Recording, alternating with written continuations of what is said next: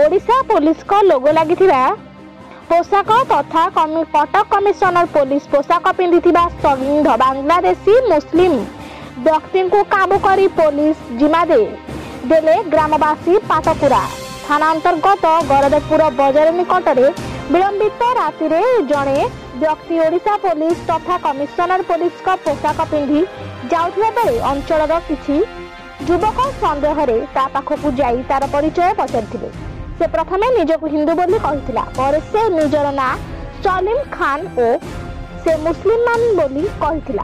तार बैग को खोली देखिबारु सेथिरु किछि मारणास्त्र और अपराधजनक द्रव्य थिला। से बांग्लादेश रु आसिथिबा कहिथिला। तेणु लोके संगे संगे पाटकुरा पुलिस को खबर देथिले।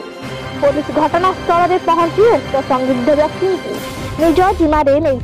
उक्त व्यक्ति पाखे एक ट्रॉली बैग रे विभिन्न मारणास्त्र थिबा सूचना मिली। पाटकुरारू कामेश्वर प्रति रिपोर्ट परिवर्तन शरद टीवी।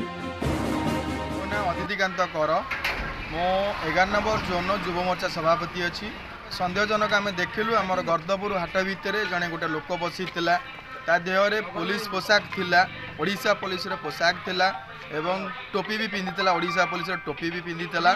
ताको जो आम पचारू से प्रथम कहला जे हिंदू तापर आम जो पचारू से कहला कि ने मु मुस्लिम जने आधार कार्ड मागिलु किछि नाही वोट परिचय पत्र मागिलु किछि नाही।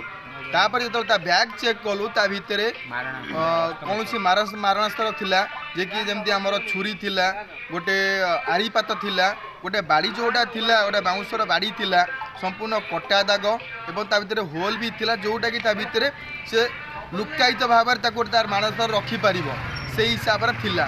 तो से हिसाब रे हम ताकू संदेहजनक हिसाब रे आमे पुलिस को इनफॉरमेशन देलु। पुलिस आसिकी से मानकू अरेस्ट करी नहीं गला।